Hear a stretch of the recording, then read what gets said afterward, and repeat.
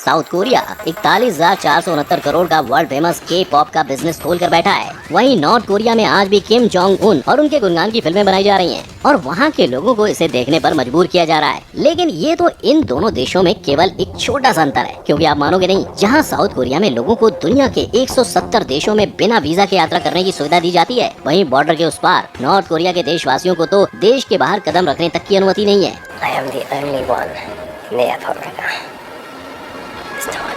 I know आपको ये सब सुन के बड़ा अजीब सा लग रहा होगा, पर आप मानोगे नहीं, नॉर्थ कोरिया के लोगों को किम भैया ने इस तरह दुनिया से अलग थलग करके रखा है कि वहाँ के लोगों को एसी वाली गाड़ी भी कोहिनूर के हीरे की तरह अनमोल लगती है। यकीन नहीं होता ना? लेकिन ऐसी और भी अतरंगी फैक्ट्स को हम देखने जा रहे हैं आज के video title 5 differences between North Korea and South Korea में। Number 1, automobiles. जहां पूरी दुनिया की तरह साउथ कोरिया भी ऑटोमेटिक गाड़ियों की तरफ अपने कदम बढ़ा चुका है, वहीं दूसरी ओर आप विश्वास नहीं करेंगे कि नॉर्थ कोरिया में गाड़ियों के अंदर एसी और इलेक्ट्रिक विंडोज जैसे बहुत साधारण से फीचर 2018 में जाके लोगों तक पहुंचाए गए थे और आज भी इन्हें एक लग्जरी आइटम ही माना जाता है। और इस चीज का विशेष कारण है वहाँ के supreme leader Kim Jong Un, जिनको अपने देशवासियों के दिल में उनके प्रति एक डर की भावना बनाए रखनी है। तभी तो नॉर्थ कोरिया में आज भी सिर्फ और सिर्फ बहुत ही महत्वपूर्ण और दिग्गज लोगों के पास गाड़ियाँ होती है, जिसके कारण नॉर्थ कोरिया में आज भी हर 1000 लोगों पर सिर्फ 11 गाड़ियां मौजूद है। लेकिन देवियों और सज्जनों, नॉर्थ कोरिया को किसी से कम समझने की गलती बिल्कुल मत करना, क्योंकि इनके पास तो अपनी खुद की गाड़ी बनाने की कंपनी है और पायोंगा मोटर्स नाम की एनके की ये कंपनी टैक्सी से लेकर एसयूवीज तक सब कुछ बनाने में एकदम एक्सपर्ट है। लेकिन अपनी खुद की कंपनी होने के बावजूद नॉर्थ कोरिया में आज भी इतनी ज्यादा गरीबी है कि लोगों के बीच कार्स का डिमांड बिल्कुल ना के बराबर है, जिसकी वजह से वहाँ के लोग आज भी साइकिल से ट्रैवल करना पसंद करते हैं। और वहीं दूसरी ओर साउथ कोरिया में दुनिया की 2 लीडिंग कार मैन्युफैक्चरिंग कंपनियां Hyundai और Kia ने अपनी शुरुआत की है। शायद इसीलिए साउथ कोरिया दुनिया में 6वां सबसे बड़ा ऑटोमोटिव इंडस्ट्री होने के लिए भी जाना जाता है, जहां ये हर 1000 लोगों पर 475 गाड़ियां बनाता है। Number 2, entertainment.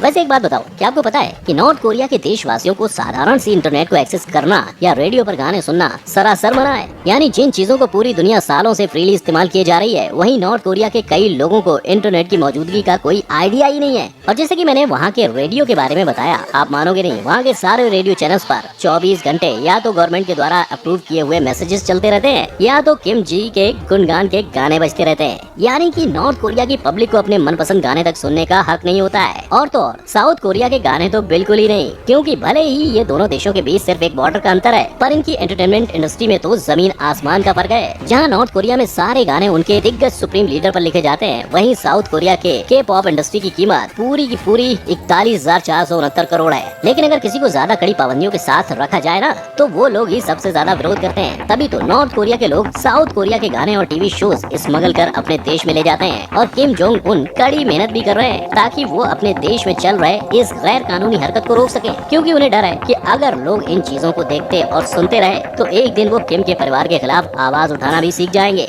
Number 3, culture. क्या आप इमेजिन कर सकते हैं कि आज 21वीं सदी में जहां सारी दुनिया की तरह ही साउथ कोरिया में भी लोग अपने हिसाब से कपड़े पहनते हैं, वहीं नॉर्थ कोरिया के लोगों को आज भी उनके सुप्रीम लीडर के द्वारा अप्रूव किए गए कपड़े ही पहनने पड़ते हैं। यही सोच रहे हो ना कि ये लोग कितनी पिछड़े हुए सोच के, पर ये तो कुछ भी नहीं, क्योंकि जहाँ साउथ कोरिया के लोगों में अपने पसंदीदा सिंगर की तरह हर महीने अपने बालों का रंग बदलना एक काफी साधारण सी बात है, वहीं दूसरी तरफ नॉर्थ कोरिया में किम जोंग उन भैया का प्रकोप इतना ज्यादा है कि वहाँ के लोगों का हेयर स्टाइल भी इन्होंने पहले से ही डिसाइड करके रखा है। पर दोस्तों, इनका पागलपन यही खत्म नहीं होता, क्योंकि 2005 में ये खबर आई थी कि किम के पापा जी के राज में ये हेयर स्टाइल वाले अजीब से रूल्स को लोगों तक पहुंचाने के लिए इन लोगों ने तो एक पूरा टीवी का शो ही बना डाला था। यानी समझ रहे हो किस हद तक नॉर्थ कोरिया की पब्लिक को कंट्रोल किया जाता है। और जाहिर सी बात है, अगर इनको अपने हिसाब से बाल कटवाने की अनुमति नहीं है तो क्लब वगैरह जाने का तो कोई सवाल ही पैदा नहीं होता है। पर हमारे नॉर्थ कोरिया के भाई लोग भी किसी से कम नहीं है, क्योंकि बिना किसी से डरे वो भी चोरी छुपे पार्टी करते हैं, जहाँ यही स्मगल किए गए गानों को बजाया जाता है। पर इन सब अंतरों के बावजूद नॉर्थ कोरिया और साउथ कोरिया में उनके भाषा के अलावा उनकी कुछ नेशनल छुट्टियां जैसे न्यू ईयर और लिबरेशन डे भी कॉमन है। लेकिन बस यहीं तक आके इन दोनों की सिमिलरिटीज खत्म हो जाती हैं, क्योंकि आप मानोगे नहीं, जहां साउथ कोरिया में लोगों को उनके हिसाब से कोई भी धर्म को फॉलो करने की अनुमति है, वहीं नॉर्थ कोरिया में किसी भी तरीके का रिलीजन फॉलो नहीं किया जाता है, क्योंकि क्या पता धर्म के कारण कोई बंदा किम के खिलाफ हो जाए तो इतने सालों की मेहनत तो पानी में चली जाएगी ना।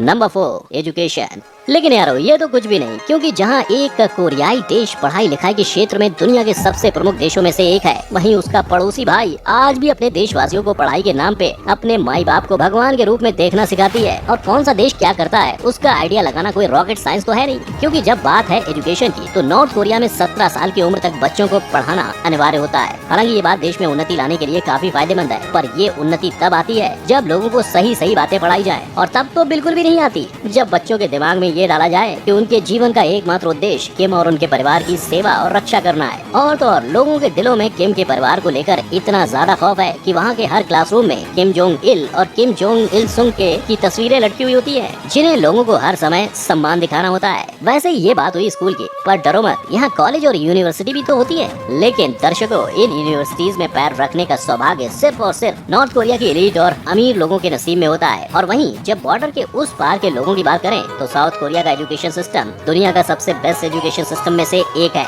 तभी तो इस देश के 97.9% लोग पढ़ लिख सकते हैं। देख रहे हो literacy rate. Number 5, travel and airport. और अब अगर बात करें हवाई अड्डों की, तो दोनों देशों में इतना ज्यादा अंतर है कि जहां एक तरफ साउथ कोरिया का airport full to 7 star hotel माफिक दिखता है, वहीं दूसरी बाजू नॉर्थ कोरिया के इकलौते एयरपोर्ट की हालत इतनी खराब है कि वो कोई बंजर जमीन से कम नहीं दिखता है। वैसे इन दोनों देशों के एयरपोर्ट के बारे में बात करने से पहले जरा इनके ट्रैवल करने की सिचुएशन पर गौर फरमाते हैं, क्योंकि आपको शायद ही पता होगा कि नॉर्थ कोरिया में साधारण गरीब लोगों को सफर करने के लिए काफी पापड़ बेलने पड़ते हैं। अरे पापड़ बेलना तो छोड़ो, बेचारे वहाँ के देशवासियों को उनके देश से बाहर निकलने की अनुमति नहीं होती है, और इसीलिए यहाँ के पासपोर्ट भी दुनिया के रेयरेस्ट पासपोर्ट में से एक है, जहाँ सिर्फ और सिर्फ देश के जरूरी से जरूरी लोग जैसे गवर्नमेंट के लोग, ओलंपिक के खिलाड़ी, अमीर लोग और ऐसे ही कई और लोगों को ये पासपोर्ट दिया जाता है। पर ये तो देश के बाहर जाने की बात हुई। यहाँ के लोकल ट्रेन में सफर करने वालों की हालत और भी फालतू है, क्योंकि लोगों को एक शहर से दूसरे शहर जाने के लिए भी गवर्नमेंट की अनुमति की जरूरत पड़ती है। और वहीं दूसरी ओर साउथ कोरिया के लोगों को पूरी दुनिया में कभी भी भटकने की फुल आजादी दी जाती है। इसके अलावा इनका पासपोर्ट दुनिया का 3rd सबसे पावरफुल पासपोर्ट है, जहाँ यहाँ के लोगों को दुनिया भर में 170 देशों में बिना वीजा के एंट्री करने की सुविधा दी जाती है।